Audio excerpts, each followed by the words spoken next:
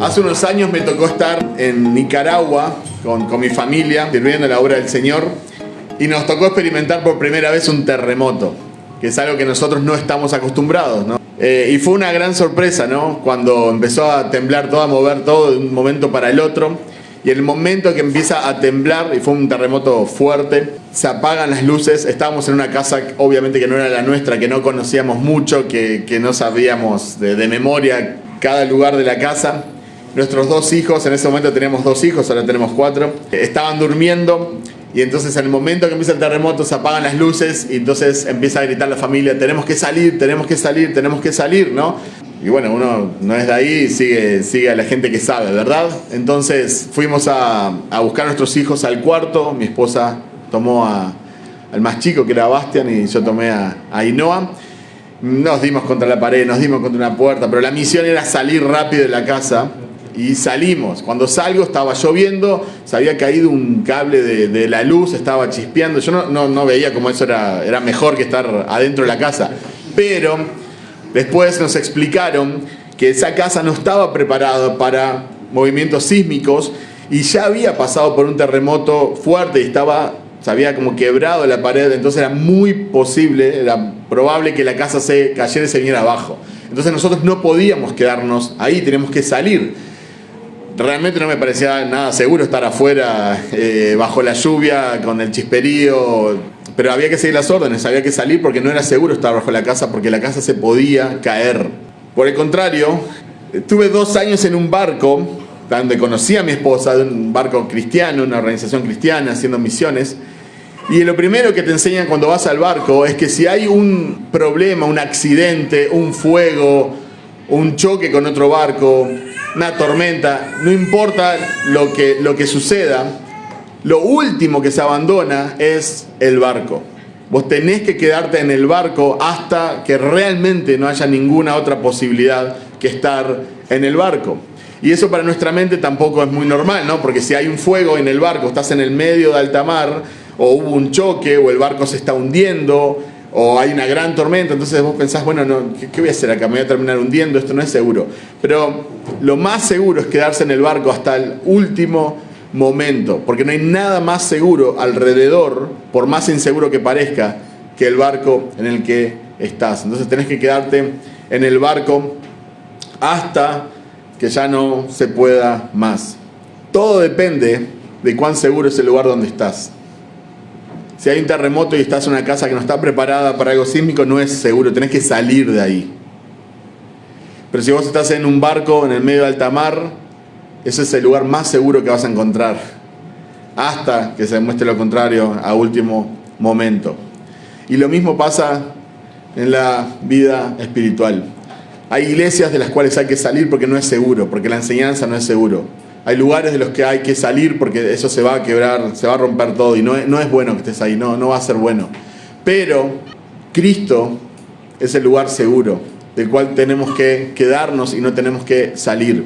Y mi propósito o mi misión en esta mañana es demostrarte con este pasaje, porque entiendo que es lo que enseña este pasaje, que no hay lugar más seguro para quedarte que en Cristo. Y que te puedas quedar en Cristo, aferrado en Cristo, sin importar las circunstancias, sin importar lo que pueda venir, sin importar las personas a tu alrededor, sin importar, quédate en Cristo. Me gustaría que me acompañen a 1 de Juan 2, del 18 al 29. Dice así la palabra del Señor: Hijitos, es la última hora, y así como oyeron que el anticristo viene, también ahora ha surgido muchos anticristos. Por eso sabemos que es la última hora. Ellos salieron de nosotros, pero en realidad no eran de nosotros.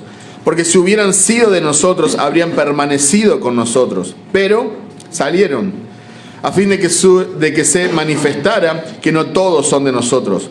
Pero ustedes tienen la unción del Santo, y todos ustedes lo saben. No les he escrito porque ignoren la verdad, sino porque la conocen y porque ninguna mentira procede de la verdad. ¿Quién es el mentiroso sino el que niega que Jesús es el Cristo? Este es el anticristo, el que niega al Padre y al Hijo. Todo aquel que niega al Hijo tampoco tiene al Padre. El que confiesa al Hijo también tiene al Padre. En cuanto a ustedes, que permanezca en ustedes lo que oyeron desde el principio. Si en ustedes permanece lo que oyeron desde el principio, ustedes también permanecerán en el Hijo y en el Padre. Y esta es la promesa que Él mismo nos hizo, la vida eterna. Les he escrito estas cosas respecto a los que están tratando de engañarlos. En cuanto a ustedes, la unción que recibieron de Él permanece en ustedes y no tienen necesidad de que nadie les enseñe. Pero así como su unción les enseña acerca de todas las cosas, y es verdadera y no mentira, y así como les he enseñado, ustedes permanecen en Él. Y ahora, hijos, permanezcan en Él, para que cuando se manifieste tengamos confianza y no nos apartemos de Él avergonzados en su venida. Si saben que Él es justo, saben también que todo el que hace justicia es nacido de Él. Acá hay una palabra que se repite una y otra vez. En unos pocos versículos la vamos a encontrar por lo menos 7 veces, pero en las cartas, en los escritos del apóstol Juan, es una palabra también muy recurrente y también en otros lados de la Biblia. Versículo 19 dice, porque si hubieran sido de nosotros, habrían permanecido con nosotros. Entonces, se espera que las personas que son de Cristo, que son de la iglesia verdadera, permanezcan en la comunión con los santos, permanezcan en Cristo. Versículo 24, que permanezca en ustedes lo que oyeron desde el principio. Si en ustedes permanece lo que oyeron desde el principio, ustedes también permanecerán en el Hijo y en el Padre. Y encontramos 3 veces la palabra permanecer o sus derivados. Versículo 27, la unción que recibieron de Él permanece en ustedes. También en el 27 dice, ustedes permanecen en Él. Y el versículo 28, permanezcan en Él para que cuando se manifieste tengamos confianza. Entonces, Juan una y otra vez hace un énfasis en permanecer. Juan 15, 4 al 10 es un pasaje famoso, lo quiero leer como referencia nomás. Pero Juan, cuando escribe su evangelio años antes, él escribe, permanezcan en mí. Obviamente haciendo referencia a las palabras de Jesucristo. Permanezcan en mí y yo en ustedes. Como el sarmiento no puede dar fruto por sí mismo si no permanece en la vid, así tampoco ustedes si no permanecen en mí. Yo soy la vid, ustedes los sarmientos. El que permanece en mí y yo en él, ese da mucho fruto, porque separados de mí nada pueden hacer. Si alguien no permanece en mí, es echado fuera como un sarmiento y se seca. Y los recogen, los echan al fuego y se queman. Si permanecen en mí y mis palabras permanecen en ustedes, pidan lo que quieran y les será hecho.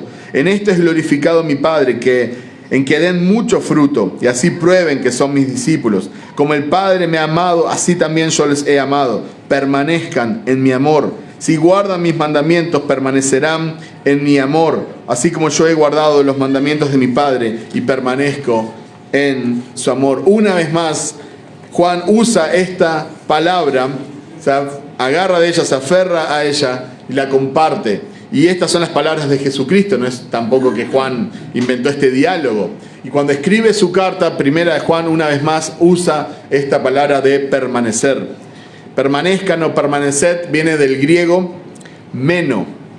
Meno significa básicamente quedarse en un lugar o quedarse en un estado en el cual te encontrás, o quedarse en una relación, no salir de esa relación, de ese lugar o de ese estado en el cual te encontrás. Se puede traducir como esperar, perseverar, persistir, retener o vivir.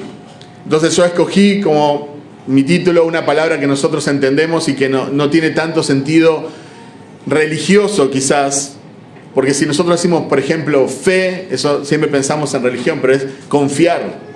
Entonces quizás nos ayuda a entender un poco más qué nos está pidiendo Jesús cuando nos pida fe. Si yo les digo permanecer, también tiene un sentido más religioso, es una palabra que usamos en la iglesia. Pero si yo te digo quédate, entonces quizás estamos hablando de algo que todos podemos entender. Quédate, no quédate, porque nosotros no hablamos con tú en Paraguay, hablamos con vos, sentate, comé, quédate en Cristo. Es como si Cristo nos dijera, permanezcan en mí, habiten en mí, moren en mí, perseveren en mí, quédense en mí, residan en mí, manténganse en mí, vivan en mí, conserven su lugar en mí, sigan en mí, no se muevan. Yo soy el lugar seguro en la tormenta, en el terremoto, bajo cualquier circunstancia, independientemente de lo que pueda venir, de las personas que puedan venir, independientemente de las personas que no están, quédense en mí, no se muevan, no tienen que salir, porque no es más seguro afuera. Quédense en mí, quédate en Cristo. En los versículos 18, 19, podemos ver que tenemos que quedarnos en Cristo a pesar de las circunstancias y las personas. El apóstol Juan comienza diciendo, esta es la última hora. Otra versión dice, ya es el último tiempo. Juan vivía en la constante expectativa del regreso de Jesús. Jesús había ido casi alrededor de 60 años atrás. Él seguía esperándolo. Jesús viene pronto. Hoy en día han pasado alrededor de 2000 años y nosotros debemos de seguir con la misma expectativa. Jesús viene pronto. Él consideraba que su tiempo era el último tiempo. Él veía todo entre la primera venida y la segunda venida como la última hora. Esa es la expresión que él usa. Nosotros, al vivir con esta expectativa y al ver las cosas que suceden y al ver el tiempo que ha pasado, nosotros podemos también estar seguros y confiados que el Señor va a venir en cualquier momento. Y como algunos han dicho, podemos decir que estamos viviendo en los últimos minutos. No es la última hora, en los últimos minutos de esa última hora. En el versículo 18 Juan dice, viene el anticristo. Estamos en los últimos tiempos y viene el anticristo, hablando singularmente de una persona en particular. El prefijo anti puede significar dos cosas, lo opuesto a o en lugar de. ¿Qué pasa? Que casi siempre cuando pensamos en el anticristo, y obviamente hay muchas películas, mucha fantasía, ¿verdad? Hay personas que nunca tocaron una Biblia en su vida, pero el anticristo, ¿verdad? Eso llama la atención. Entonces la mayoría de las personas se ha centrado en la idea del opuesto a Jesús. El anticristo es lo opuesto a Jesús. Entonces, ¿qué pensamos? Si Jesús fue una buena persona y va a venir lo opuesto, va a ser una persona mala, terrible. Si nosotros pensamos que Jesús fue una persona, no sé, agradable, por ejemplo, tierna con los niños, que pensamos que el anticristo va a ser alguien sumamente malvado y perverso, que va a querer destruir la familia y los niños. Si Jesús ama la paz, entonces el anticristo va a amar las guerras y va a querer que haya guerras por todos lados. Pero una mejor traducción sería quizás para el anticristo, en lugar de Jesús, en lugar de Cristo. No tanto como la antítesis de Jesús, sino alguien que quiere usurpar su lugar. El anticristo será maravilloso, será encantador, será exitoso, será un ángel de luz que prometerá paz y prosperidad. Por eso va a engañar a muchas personas y las personas no se van a dar cuenta, porque Satanás se disfraza como ángel de luz. Ahora, este anticristo tiene muchos títulos en la Biblia. En la Biblia la palabra anticristo aparece solo en las cartas de Juan, la palabra anticristo. Solo 5 veces en 4 versículos. 1 Juan 2:18, 1 Juan 2:22, 1 Juan 4:3 y en 2 de Juan, en el versículo 7. Pero por ejemplo en Daniel es llamado el cuerno pequeño, es llamado el rey altivo de rostro, es llamado el príncipe que ha de venir, es llamado el rey que hace su voluntad. En el Evangelio de Juan es el que va a venir en su propio nombre. Y en 2 Tesalonicenses Pablo escribe que es el hijo de perdición, el hombre de pecado, el inicuo. 2 Tesalonicenses 2:3 y 2:8. El anticristo básicamente es un dictador mundial que conduce a la humanidad a lo que parece ser una edad de oro. Probablemente tendrá alrededor suyo un culto a la personalidad, a la celebridad. Todo el mundo lo va a ver como el que va a traer paz, todo el mundo lo va a ver como el que va a traer prosperidad, el que va a cambiar las cosas, y muchos van a poner la esperanza en él. Religiosos y no religiosos, cristianos y no cristianos, lo van a ver como el Salvador. No es Jesús, pero es quien nos va a rescatar de este siglo malo. Hasta que en un momento él muestra su verdadera cara y el juicio de Dios se derrama sobre él y su imperio inmediatamente antes del regreso de Jesús. Pero Juan también dice que hay muchos anticristos. Entonces hay un anticristo, en particular una persona que vendrá en el fin de los tiempos, pero también hay muchos que ocupan el lugar de Cristo, que quieren el lugar de Cristo, que tienen un evangelio en lugar del evangelio de Cristo. Hay muchos anticristos, o lo que muchos han llamado, son falsos maestros con el espíritu o en el espíritu del anticristo. Mateo 5:24 dice: porque se levantarán falsos cristos y falsos profetas, y mostrarán grandes señales y prodigios para así engañar, de ser posible, aún a los escogidos. Fíjense qué fuerte eso. Se van a levantar falsos maestros, lo sabemos. Se van a levantar falsos profetas, bien, lo sabemos. Se van a levantar falsos apóstoles, bien, lo sabemos. Pero se van a levantar falsos cristos. Y estos falsos cristos no son estas personas, perdón por el uso, con mucho respeto, ¿no? Pero ridículos que vemos a veces en YouTube, personas que te reís y ves las cosas que hacen, pero los siguen las personas. Y dice que de ser posible aún engañaría a los escogidos. Porque es una buena imitación, no es tan ridículo como lo que nosotros vemos en YouTube, que nos da gracia, nos da risa. En Hechos 20, 29 al 31, Pablo, despidiéndose de los líderes, de los ancianos de Éfeso, les dice: sé que después de mi partida vendrán lobos feroces entre ustedes que no perdonarán el rebaño. También de entre ustedes mismos se levantarán algunos hablando cosas perversas para arrastrar a los discípulos tras ellos. Por tanto, estén alerta, recordando que por 3 años de noche y de día no cesé de amonestar a cada uno con lágrimas. Pablo les dice: yo me voy, pero no piensen que van a quedar solos. Van a levantarse falsos profetas, y algunos entre ustedes. Así que recuerden cuando yo los amonestaba, recuerden cuando les compartía la palabra de Dios, cuando llorando, con lágrimas, yo imploraba y les instruía, les enseñaba, porque esto va a pasar, no es una probabilidad, va a pasar y se van a levantar de ustedes. Porque es lo que dice Juan, lo vamos a ver enseguida. Estaban entre nosotros, ya no están entre nosotros. Han mostrado que no eran de nosotros, no tienen nada que ver con nosotros, pero estaban entre nosotros. Entonces los falsos maestros, los falsos profetas no vienen normalmente de otras religiones.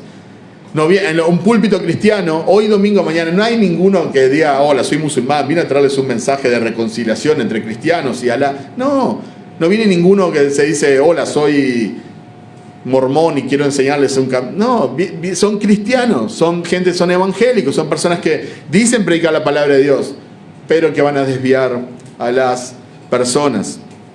Los falsos maestros representan el espíritu del anticristo. Lo sabemos, ¿verdad? Hay personas que son súper supersticiosas.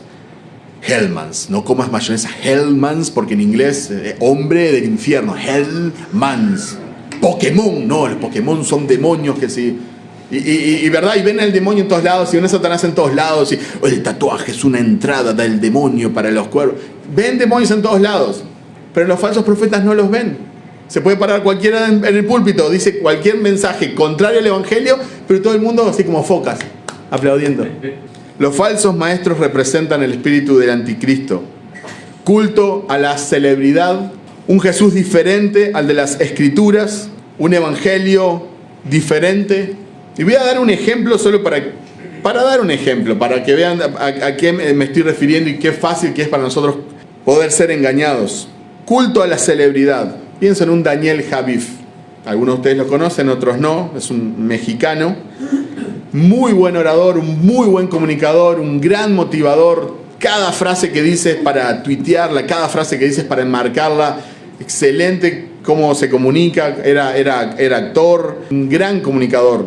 Un Jesús diferente de las Escrituras. Cuando yo lo escucho, veo que habla de Jesús, a veces lo menciona, pero no es el Jesús de las Escrituras. Por ende tiene un evangelio diferente. El mensaje que él da no es el mensaje de las Escrituras. Y ustedes miran: bueno, pero él no es un pastor.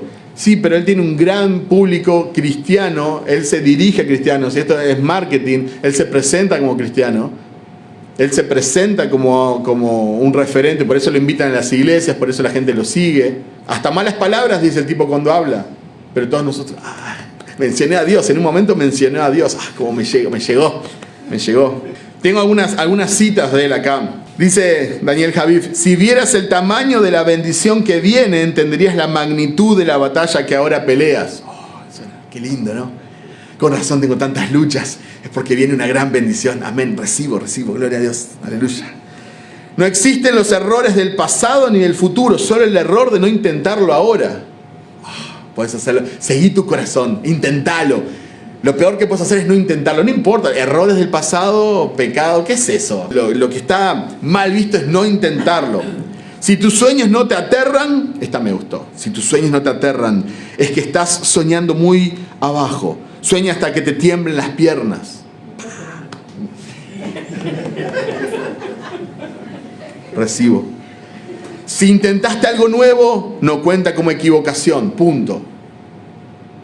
Buenísimo. Puedes hacer lo que quieras y bueno, no importa las consecuencias porque la cosa es intentar algo nuevo.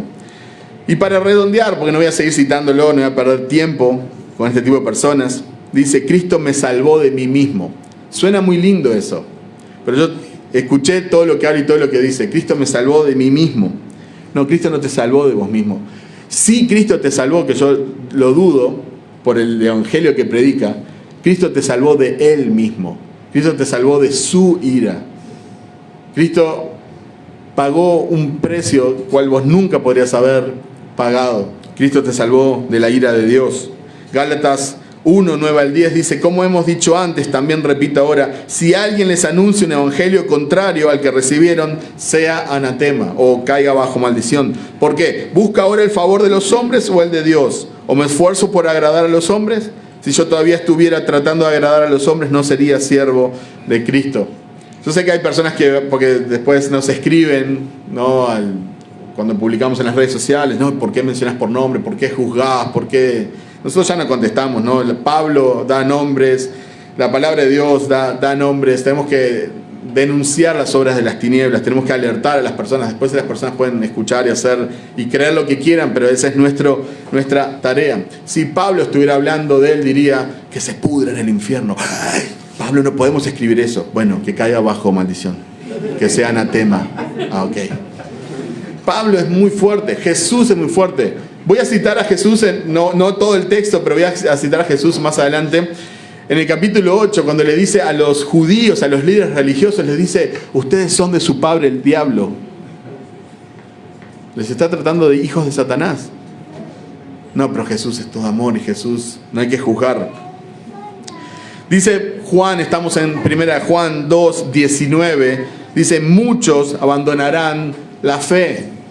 Muchos abandonarán la fe, dice, estaban con nosotros, eran de nosotros, pero no están más con nosotros. Entonces, ¿qué han demostrado? Que han mostrado que no eran de nosotros. Y han salido para manifestar eso mismo, que no todos los que están son de nosotros. Podés estar en la iglesia y no en Cristo. Podés estar en el grupo de WhatsApp de la iglesia y no estar en Cristo. Podés estar en actividades, podés estar en el ministerio, podés estar detrás de un púlpito y no estar en Cristo. Porque es el evangelio que te pone en Cristo. Muchos anticristos, como Juan los llama, en un momento se identificaron como cristianos. Si ven los fundadores de las sectas pseudo cristianas, todos salieron de iglesias cristianas. José Smith de los mormones, Elena G. White de los adventistas, Russell de los testigos de Jehová. Todos profesaban ser cristianos y trajeron una nueva revelación, un nuevo camino y otro evangelio. El hecho de que dejaran el cuerpo de Cristo demostró, para empezar, que no eran de nosotros. Y Juan no está hablando de personas que dejan una iglesia para unirse a otra. No está hablando si vos dejás una iglesia con la cual no te sentís cómodo con la enseñanza, o encontrás una iglesia donde predican fielmente la palabra, o por X motivo te tenés que mudar, por X motivo tenés que cambiar de iglesia. No está hablando de eso.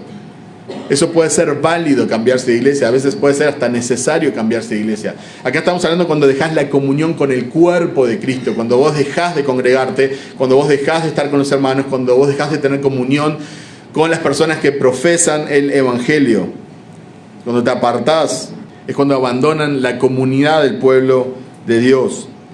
Y lo que revela esto, para empezar, es que nunca fueron realmente parte del pueblo de Dios.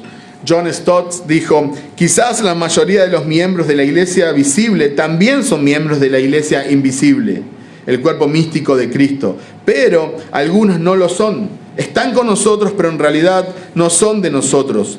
Comparten nuestra compañía terrenal, pero no nuestro nacimiento celestial. Ya hemos hablado, hay muchas personas que se acercan a un grupo cristiano por diferentes motivos, porque hay diferentes beneficios de tener un grupo de amigos, de celebrar el cumpleaños, de tener alguien que visitar, alguien que se preocupe por vos. Hay muchas parejas que se forman, matrimonios que se han conocido en un campamento cristiano y después nunca más han pisado la iglesia, no han tenido comunión con Cristo. Pero dice Juan, salieron de nosotros para manifestarse que no todos son de nosotros.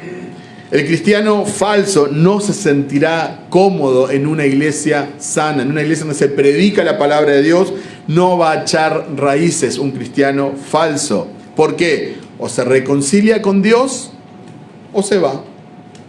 Pero no debería de estar cómodo en una iglesia donde se predica la palabra de Dios. Entonces quédate en Cristo independientemente de lo que vendrá. ¿Va a venir el anticristo? Sí. ¿Va a venir un nuevo orden mundial? ¿Va a venir...? Sí, ya vemos cómo está el mundo. ¿Hay muchos anticristos? Sí. ¿Hay muchos falsos profetas? Sí. ¿Hay muchas personas que predican evangelios falsos? Sí. ¿Está lleno el internet de eso? Sí. ¿Ya no sabes ni qué mirar? Sí. ¿Se van hermanos de la iglesia o personas que estaban en la iglesia o personas queridas o gente que estaba contigo en el medio del camino se fue y se apartó y no están más? Sí, también. Pero a pesar de la decepción y a pesar de las circunstancias y a pesar de las personas, quédate en Cristo, porque no hay lugar más seguro para estar que en Cristo. En los versículos 20 a 27 los voy a leer nuevamente. Dice, pero ustedes tienen la unción del Santo y todos ustedes lo saben. No les he escrito porque ignoren la verdad, sino porque la conocen y porque ninguna mentira procede de la verdad. ¿Quién es el mentiroso sino el que niega que Jesús es el Cristo? Este es el anticristo, el que niega al Padre y al Hijo. Todo aquel que niega al Hijo tampoco tiene al Padre, y el que confiesa al Hijo tiene también al Padre. En cuanto a ustedes, que permanezcan ustedes lo que oyeron desde el principio. Si en ustedes permanece lo que oyeron desde el principio, ustedes también permanecerán en el Hijo y en el Padre. Y esta es la promesa que Él mismo nos hizo, la vida eterna. Les he escrito estas cosas respecto a los que están tratando de engañarlos. En cuanto a ustedes, la unción que recibieron de Él permanece en ustedes y no tienen necesidad de que nadie les enseñe. Pero, así como su unción les enseña acerca de todas las cosas y es verdadera y no mentira, así como les ha enseñado, ustedes permanecen en Él. Quédate en Cristo porque tenés la unción. Aunque parezca mentira, tenés la unción. Esa palabra que se ha tan mal interpretado y se ha usado tanto en tantas iglesias. Voy a ir directamente a definirla y después vemos lo que no es la unción. La unción es la capacidad dada por el Espíritu Santo a todo creyente para conocerlo y darlo a conocer.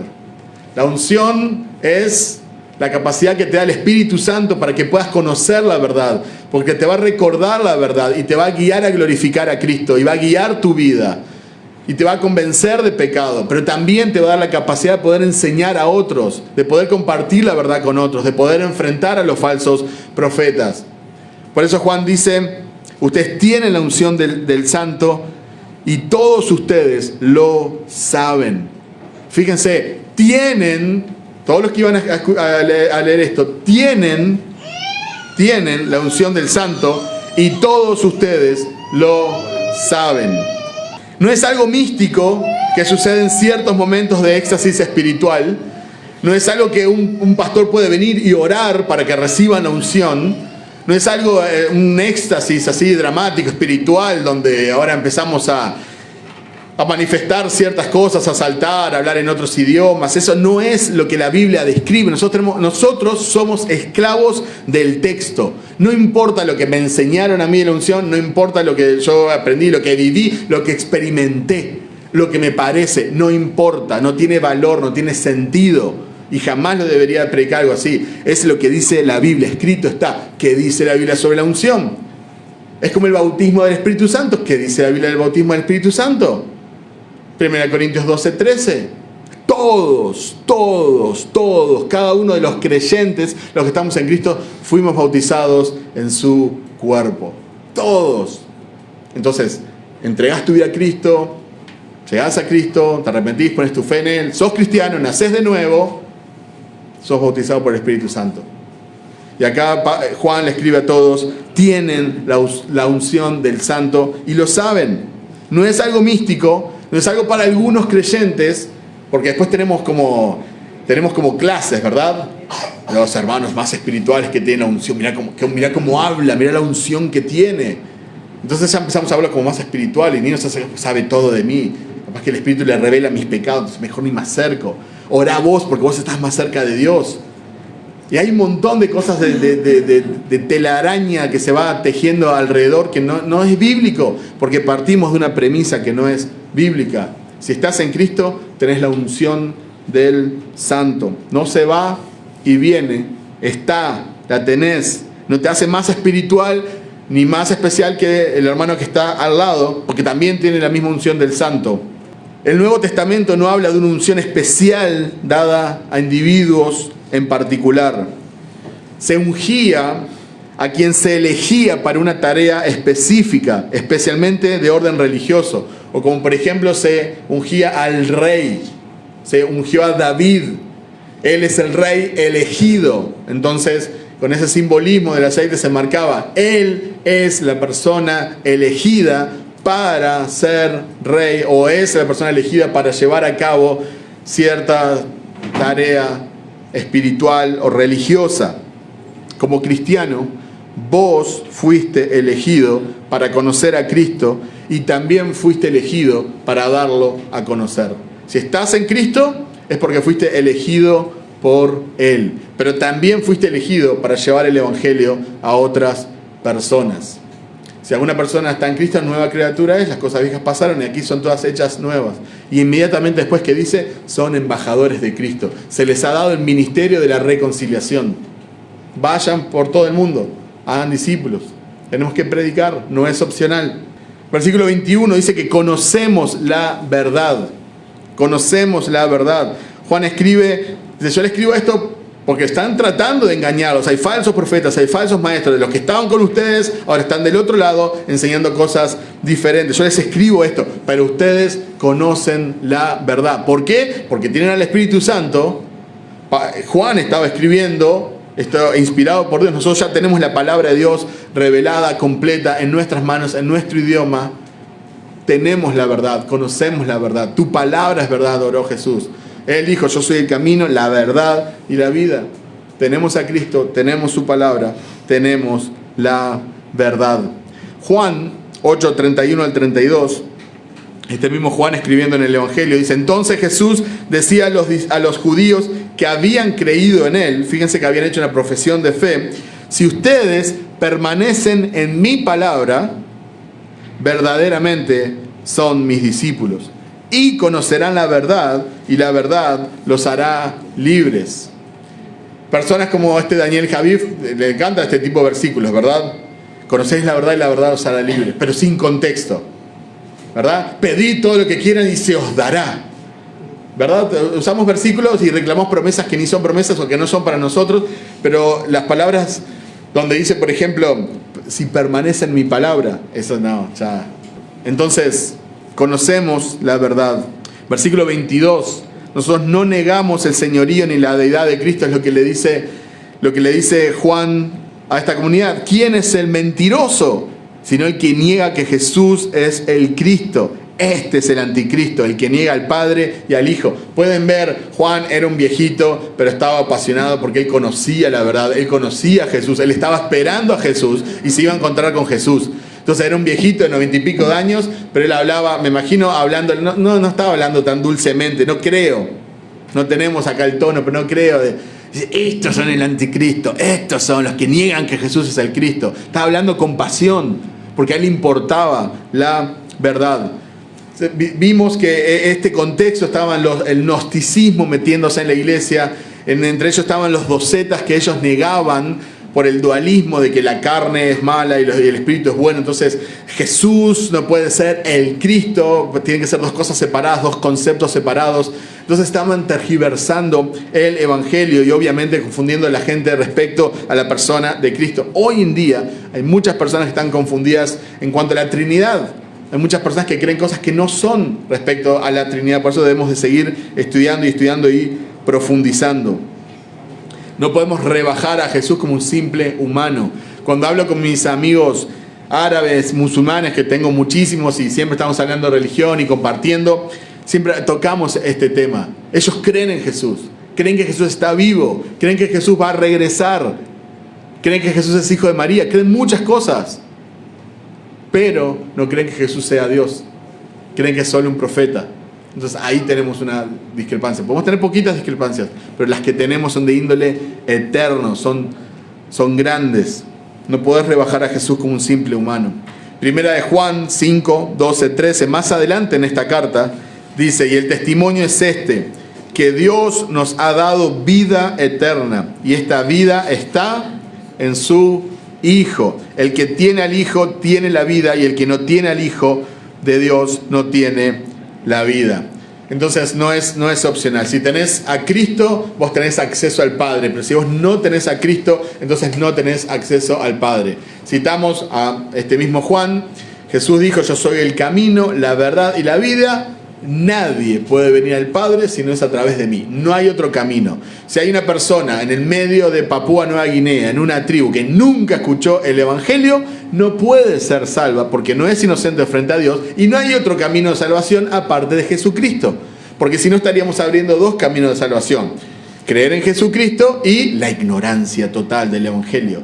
Pero Romanos nos dice que está sin excusa, porque esta creación le habla, le dice que hay un Dios. Entonces es suficiente información para condenarlo, pero no hay suficiente información para salvarlo. Por eso dice: ¿cómo creerán si no hay quien les predique? Y nosotros como iglesia, con la unción que tenemos de conocer a Cristo, tenemos que ir y darlo a conocer, porque Cristo es la única esperanza, Cristo es el único camino. No hay otro nombre dado a los hombres bajo el cual puedan ser salvos. No hay otro mediador entre Dios y los hombres. Simplemente no lo hay. Si tenés a Cristo, tenés acceso al Padre confiadamente por su gracia, pero si no tenés a Cristo, entonces no tenés nada.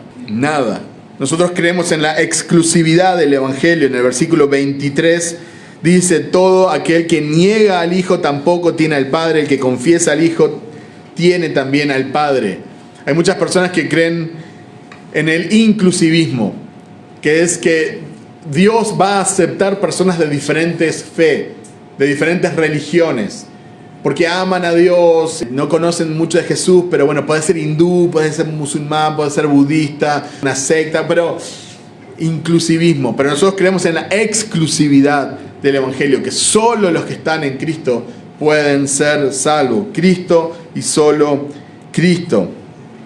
Versículo 24, nosotros perseveramos en los fundamentos de la fe. El 24 dice: en cuanto a ustedes, que permanezca en ustedes lo que oyeron desde el principio. Si en ustedes permanece lo que oyeron desde el principio, ustedes también permanecerán en el Hijo y en el Padre. Nosotros no podemos separar lo que creemos y lo que hemos escuchado desde el principio y los fundamentos de nuestra fe del Evangelio. Si vos terminás apartándote de las enseñanzas, te vas a terminar apartando de Cristo, para probar que nunca realmente naciste de vuelta y que nunca realmente estuviste en Cristo. Entonces, por eso nosotros tenemos un cristianismo histórico. Nosotros vemos las confesiones de fe, nosotros vemos lo que creyeron otros cristianos. Nosotros no salimos de la nada acá: cristianismo 2.0. No, nosotros tenemos 2000 años de historia, donde el Espíritu Santo inspiró a los apóstoles, a los profetas, pero también iluminó a muchos teólogos, pastores, misioneros, a los cuales nosotros aprendemos y miramos. Versículo 25, Cristo nos ha prometido vida eterna. Es una promesa, vida eterna. No va a comenzar necesariamente cuando muéramos. Nosotros tenemos vida eterna. Pero tratarán de engañarte. Versículo 26. Les escribo estas cosas respecto a los que están tratando de engañarlos. Esto era seguro, esto era verdad. Los están tratando de engañar. Por eso les escribo estas cosas, dice Juan. Por eso les escribo estas cosas, porque están tratando de engañarlos. Pero ¿cuál es la promesa que tenemos del Padre? Versículo 25. Tenemos vida eterna. Tenemos vida eterna. Versículos 28, 29. Dice: y ahora, hijos, permanezcan en Él, para que cuando se manifieste tengamos confianza y no nos apartemos de Él avergonzados en su venida. Si saben que Él es justo, saben también que todo el que hace justicia es nacido de Él. Entonces, básicamente esto enseña que debemos permanecer para tener confianza. Si una persona se aparta, entonces ¿qué confianza puede tener de que realmente está en Cristo? O los demás, ¿qué confianza podemos tener? Si no está, desaparece, ¿qué es esto? No podemos tener certeza. Porque en última instancia, lo único que nosotros podemos tener como tangible es la perseverancia. En el tiempo, esta persona puso su fe en Cristo y nunca se apartó de Cristo. Puede tener altibajos, puede tener errores, puede pecar, puede ofender al Señor, pero no cambia el objeto de su fe, que es en Cristo. Debemos esperar su venida con pasión, debemos de esperar su venida con convicción y debemos de hacer justicia porque hemos nacido de Él y Él es justicia.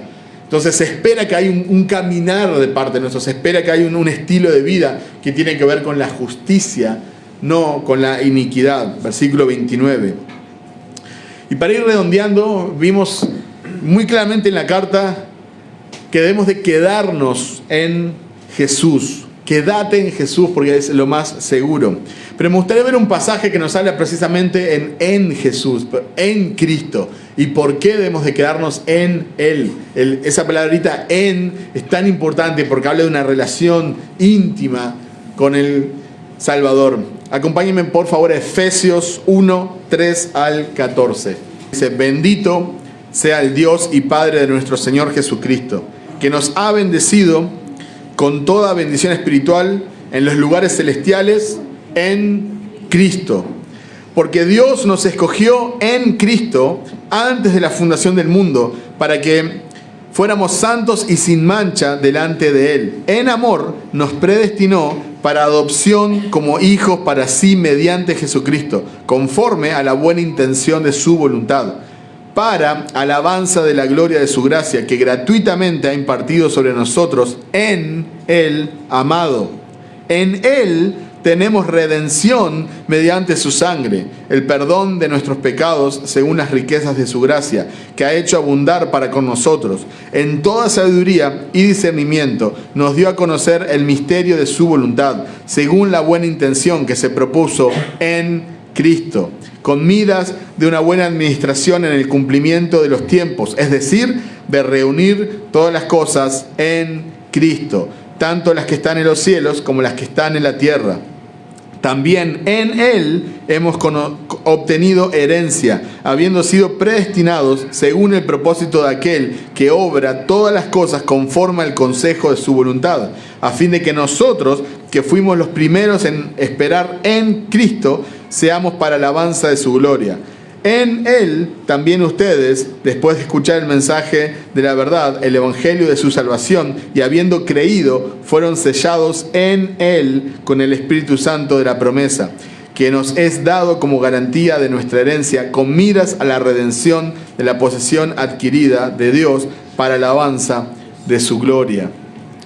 Quédate en Cristo porque naciste de Él. Porque naciste de Él, versículos 28 y 29.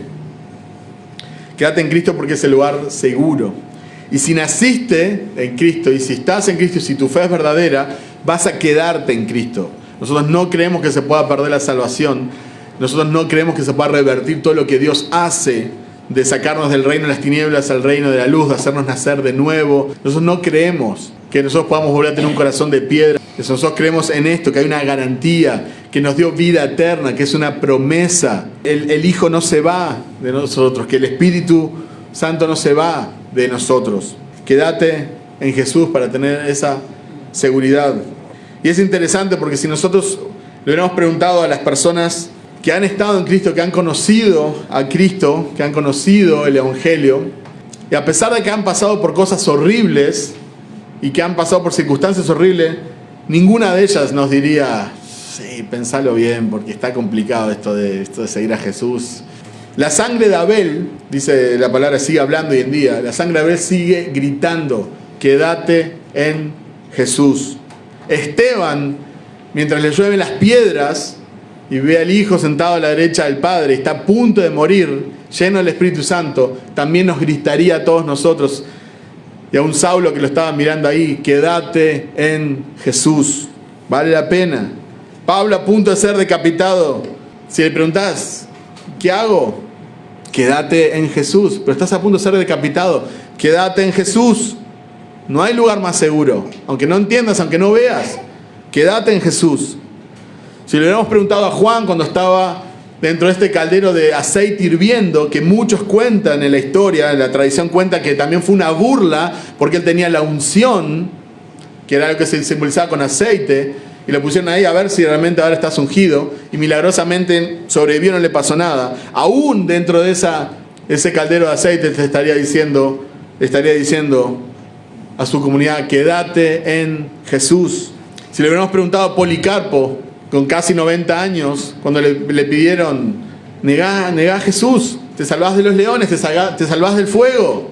¿Cómo voy a negar al Señor, a quien he servido y nunca me ha hecho mal? ¿Cómo voy a negar al Señor? Quédate en Jesús, también nos hubiera gritado Policarpo. Si le hubieras preguntado a Jim Elliot y a sus 4 amigos misioneros en la selva del Ecuador cuando fue a predicar el Evangelio, y estoy seguro que si en el momento donde estaba siendo traspasado por las lanzas y están perdiendo sus vidas y van a dejar a su familia huérfanos y viudas, le preguntabas, ¿pero vale la pena? ¿Vale la pena? No, mejor me salgo, me voy. Quédate en Jesús. Los 5 al unísono hubieran gritado, quédate en Jesús. Porque no hay lugar más seguro, no hay lugar más lindo, no hay lugar con más paz, no hay lugar con más gozo, no hay lugar con más esperanza que en Jesús. Quédate en Jesús. No importa lo difícil que sea, no importa las circunstancias, no importa quién venga, no importa quién se vaya. Quédate en Jesús. Todo esto va a desaparecer, el mundo va a desaparecer, los templos van a desaparecer, las personas vamos a desaparecer. Pero su palabra va a permanecer para siempre. Y su palabra nos dice, permaneced en Él. Jesús mismo nos dijo, permaneced en mí. Quédate en Jesús. Spurgeon dijo, no solo somos llamados a permanecer en Él, sino que también sabemos que Él permanece en nosotros. Es una relación de 2 vías. Debes tener cuidado de permanecer en Cristo tanto como si todo dependiera de ti mismo. Y sin embargo, puedes mirar la promesa del pacto y ver que la verdadera razón de tu permanencia en Cristo radica en la operación de su amor y su gracia inmutable. Yo me quedo en Cristo porque Él se queda en mí. Vos te podés quedar en Cristo y te vas a quedar en Cristo si estás en Cristo, porque Cristo no se va a ir de vos, Cristo se va a quedar en vos. Por favor, pase lo que pase, quédate en Cristo. Oremos.